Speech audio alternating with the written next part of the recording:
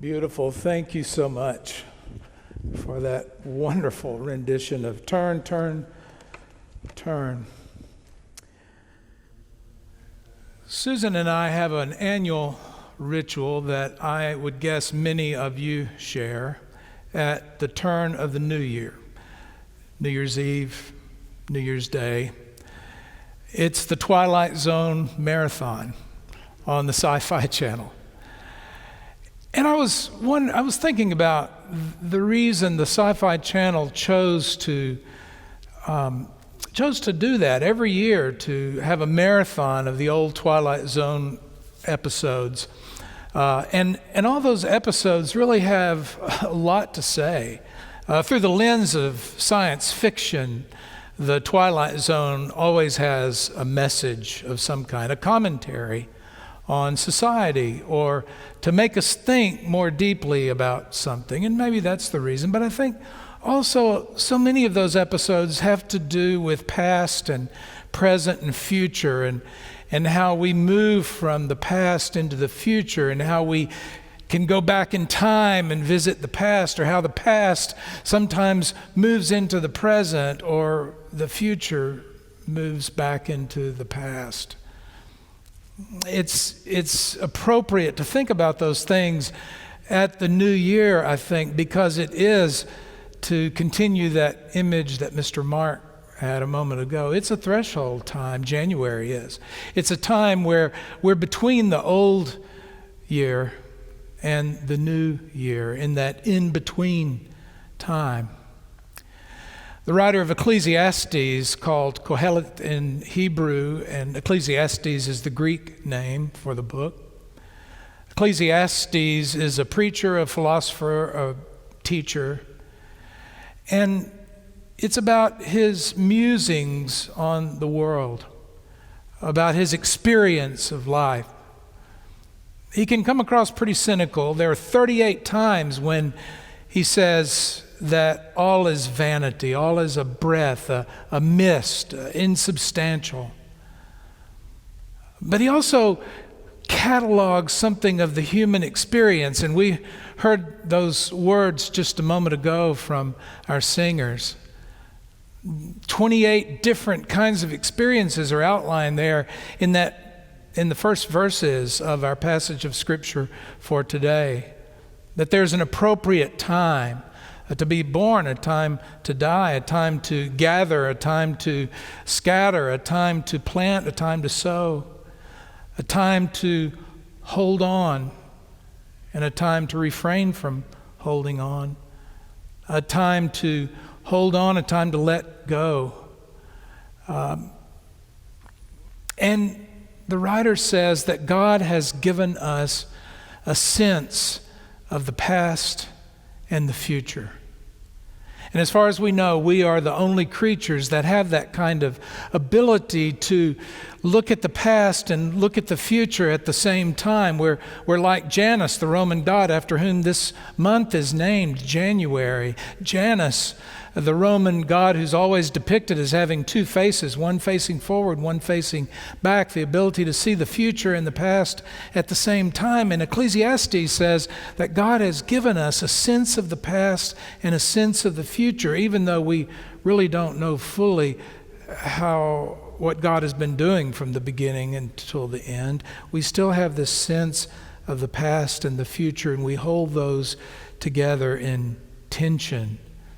And it's in that in-between time, the twilight zone between daytime and nighttime, that in-between time, the threshold time, that's where we live.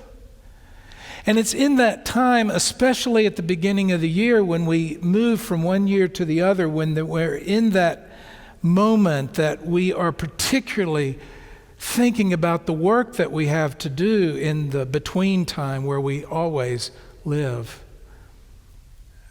We have work to do when it comes to the past, work to do when it comes to the future. When it comes to the past, our work is to keep and to let go. It is to remember and to forget. It is to hold on and to release.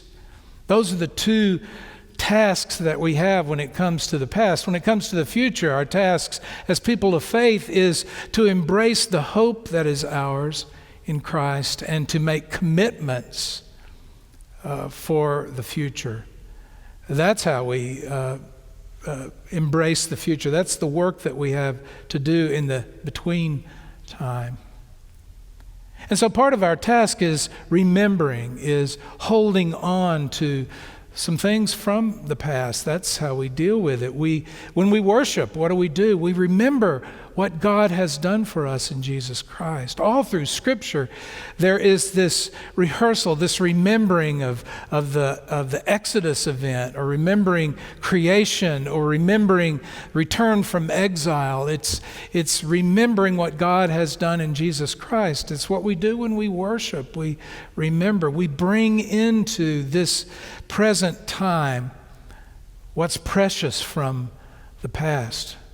We remember the gifts that God has given to us. We remember the people that are special to us. We remember all those relationships, and we bring that in, and we hold on to those, and we hold those close. We remember what we've learned, and we learn from the past, and that's part of how we deal with it. We hold on to that which we've learned. This past Wednesday, Epiphany Day, we all saw horrific images when that center of our democracy was invaded and desecrated by a mob. And we were all horrified by those images. They're burned into our minds. And we need to remember that day. We need to remember what happened and learn from that. It was the day of Epiphany, the revealing of Jesus to the Gentiles. That's what we commemorate on Epiphany Day. Remember the wise men from the east coming to visit as they saw the star. This revealing, this recognition, this realization, those are meanings of that word epiphany. And when we look at what happened on that day, what is it that was revealed about us? What realization do we need to come to about where we are as a nation? And so we remember. That's part of our work when it comes to the past. We remember that words matter and truth matters, and there are consequences, and we need to take that with us into the future. But we also have the task when it comes to the past of letting go, of forgetting, of putting behind us that we need to leave behind. What are you carrying with you that you need to leave behind? What is the work that you need to do in this between time to let go? The Apostle Paul, who had much baggage, you could say, from his life. He was a persecutor of the church, after all. And yet Paul could write to the Philippians, forgetting what lies behind and straining forward to what lies ahead. Do you hear it? He's in that between time, the present, of forgetting and straining forward. And forgetting or letting go is an important part of how we deal with the past, the work that we have to do. I remember when I was in Oxford 17 years ago, this last summer, just before coming here, I was on a renewal leave, and I attended worship at a Methodist church there, and they had a guest speaker who was a victim of a package bomb in South Africa. He was working in opposition to apartheid, and he was the victim of a bomb. And he stood there before us, the scars of what he had experienced, missing a leg and an arm and having a patch over one eye and the scars. And what did he talk about that day? But letting go, of remembering and then being able to let go. He talked about the Truth and Reconciliation Commission and how a nation was healing and coming together. And there was that task of dealing with the past. And that's always our task in the between time where we live. What about the future? Sometimes we face the future with fear because it is uncertain. Yes, we have a sense of the future, as Ecclesiastes says, but we don't know the future. I did something this week that I hadn't done in a long time, just for grins, when I was thinking about how we face the future. I looked in the online yellow pages. They're not yellow anymore, but there's an online yellow pages website, and I looked for psychics and fortune tellers in Fort Worth. There are 143 of them. That's amazing. Why is that? Because we want to know. There is something about us that wants to know. It reminded me of this Newsweek article. They used to, maybe they still do, have this section that was overheard, and they have these quotes. And this one was overheard at a convention of psychics that took place in Dublin, Ireland, a number of years ago. And what had happened was their crystal balls and tarot cards were stolen at this convention.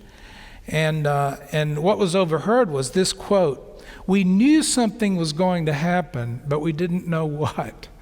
Well, isn't that true? We face the future with that. We know something's going to happen, but we don't know what. So how do we deal with that in the in-between time when we don't know? Well, we have two tasks, and one is to embrace the hope that is ours in Christ. Paul, again, we turn to Paul, whose life was rich with all sorts of experiences and difficult with all kinds of experiences. And Paul, writing to the Romans in chapter 8, says, "I consider that the sufferings of this present time are not worth comparing to the glory that is to be revealed to us. For neither death, nor life, nor angels, nor principalities, nor things present, nor things to come, nor powers, nor height, nor depth, nor anything else in all creation will be able to separate us from the love of God in Christ Jesus." And so the work in this between time for us when it comes to the future is to embrace the hope that is ours, knowing, as we say in our affirmation of faith, that we are not alone. God is with us. Thanks be to God for that. But the other task we have when it comes to the future is to make commitments for the future. Because hope is not a passive thing, it's an active thing. And one of the ways that we deal with the future is to make commitments about the future to make it better. That's what we do as people of faith, to make it better. I mentioned a moment ago all those images that are burned into our brain from Wednesday, from the attack on the Capitol. But there's another image, and it went viral. It's the image of Andy Kim, a representative from New Jersey. He was locked in his office for 5 hours while the siege was taking place. And then he went and he did the work that he was elected to do. And then after that, he started helping clean up. And he didn't do it for the cameras, because he was by himself picking up bottles and all the debris and helping straighten up. He said it broke his heart when he went into the rotunda of the Capitol, the center of our democracy, and saw what had happened there. And what did he do? He got down on his knees and he started picking up. He started cleaning up. And some of his colleagues walked in. At first they didn't recognize him. They thought perhaps he was there as part of the staff to clean up. And they realized it was their colleague.